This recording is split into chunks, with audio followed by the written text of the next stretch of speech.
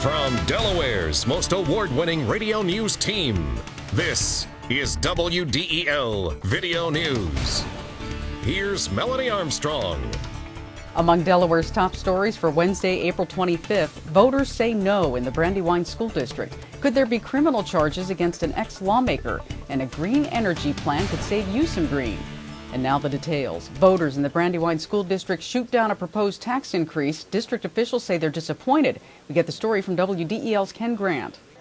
Voters in the Brandywine School District were asked two questions in Tuesday's referendum. First, would you approve a tax increase to help pay for operations and a 5-year strategic plan? Second, would you approve a tax increase for improved school maintenance and auditorium upgrades? More than 52% of the 9,000 who voted answered no to both questions. District Superintendent Jim Scanlon says if the school board wants to try another referendum, the clock is ticking. I believe we can come back in another 6 weeks, I think is the timeline on that.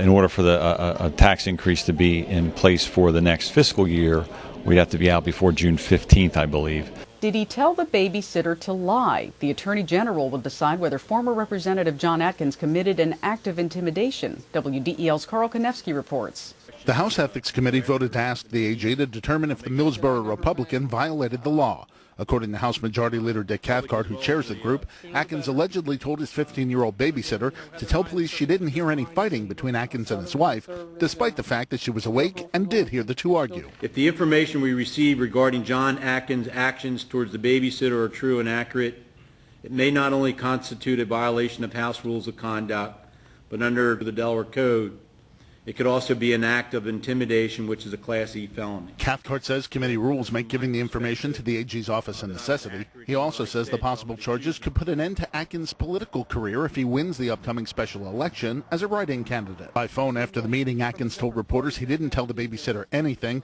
and when asked if he was campaigning, he said the people of the 41st District should vote with their consciences. Reporting from Legislative Hall in Dover, I'm Carl Konevsky, 1150 AM, WDEL. State Representative Nancy Wagner says she has done nothing wrong with regard to her paycheck, but she'll have to say it in court. As private citizens, John Flaherty, along with Robert Reeder, filed suit in Chancery Court, naming Wagner, the Capital School District, and State Auditor Tom Wagner as defendants. Flaherty says since last year, they've alleged the Dover Republican has double-dipped, taking pay for her work as a legislator and school employee for the same hours. We have brought this to the attention of the Auditor's Office, to the former and current Attorney General.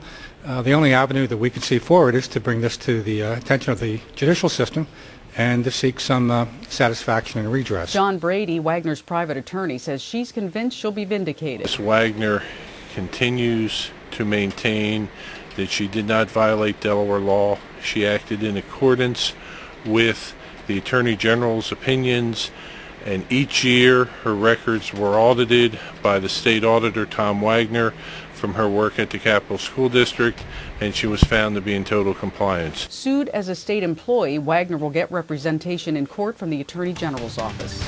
Honoring civil rights pioneers in Claymont. WDEL News continues in a moment. You could spend your money at the gas pump, or you could spend it on those sexy pumps at your favorite store.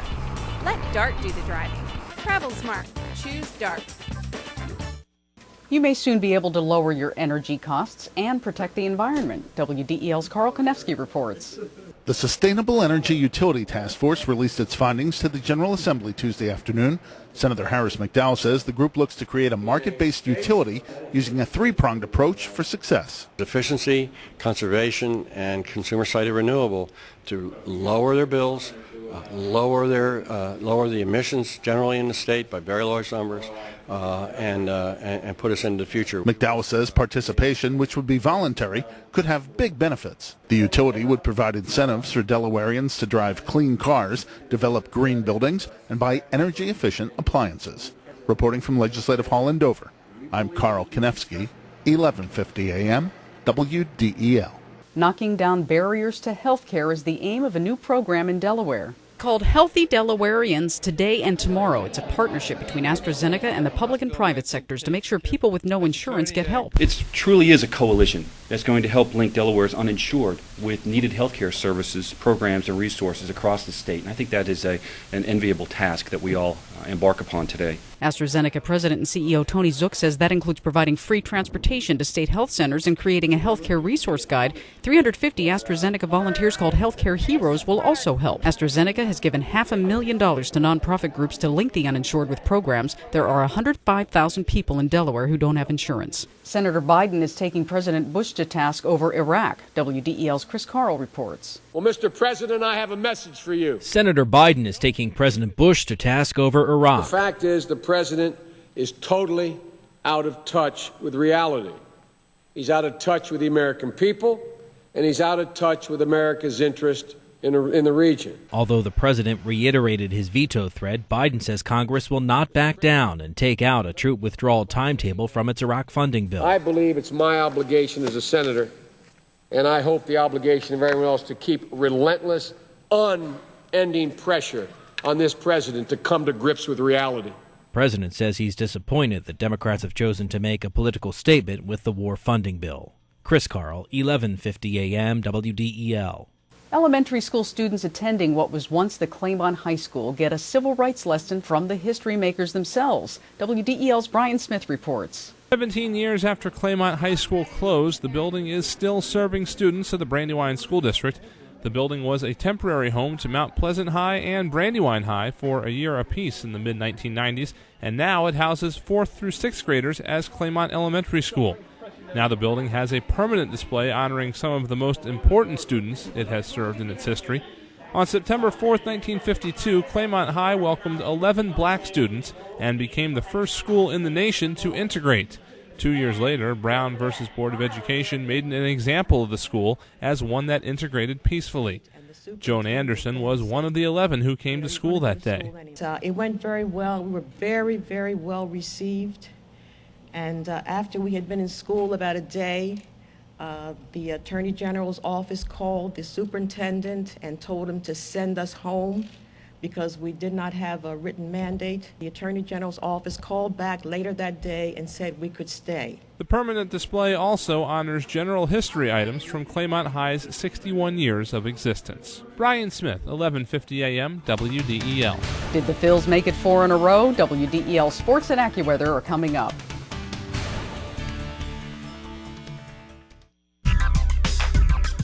Looking to gain an edge in the technology or design field? Wilmington College's Division of Information Technology and Advanced Communications offers state-of-the-art facilities equipped with the latest tools. Achieve balance, achieve success. In WDEL Sports, Delaware Park gets ready for its 70th meet, and it's hoping better horses and technology will attract racing fans this season. WDEL's Sean Green reports.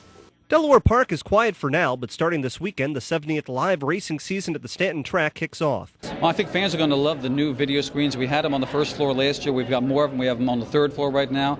We have a big Barco board they called out there, which is similar to a Jumbotron on the infield there. So people sitting outside can watch the races almost like you're right there next to the field. On the heels of the success of Smarty Jones and Barbaro, who both won their first race at Delaware, higher quality horses, jockeys, and trainers will be at the track for 2007. A lot of times you'll see people follow the leader, and Delaware's been very successful. The Delaware Valley also in having good 2-year-olds come out of here the last couple of years. Delaware Park begins its search for another Derby winner at the first of 137 racing days Saturday. Post time is at 12:45. The Phillies scored 3 runs in the 8th inning to extend their winning streak to 4 games with a 6-3 win over the Washington Nationals. The Phillies had trailed for most of the game until Aaron Rowan tied it up with a solo home run in the 7th. The Phils and Nationals square off again tonight with John Lieber on the mound against John Patterson. Our coverage on WDEL starts at 6:30. The Blue Rocks hit a pair of home runs as they downed the Frederick Keys for the second straight night, 6-2. The Blue Rocks broke the game open with a pair of runs in the 6th and 7th innings. The two teams play Game 3 of the 4-game series tonight in Frederick. Your WDEL Delaware AccuWeather forecast: sunshine followed by clouds. There'll be rain late in the day, the high 66. Some rain early tonight and then cloudy, the low 48. Tomorrow mostly cloudy, maybe a shower, the high 64. And Friday mostly cloudy with a couple of showers or a thunderstorm, the high 68 to 72. Get news updates throughout the day, Delaware's top stories at the top of the hour on 11:50 a.m. WDEL or anytime right here at WDEL.com, including news video from Delaware and around the world from WDEL and the Associated Press. I'm Melanie Armstrong. Thanks for watching.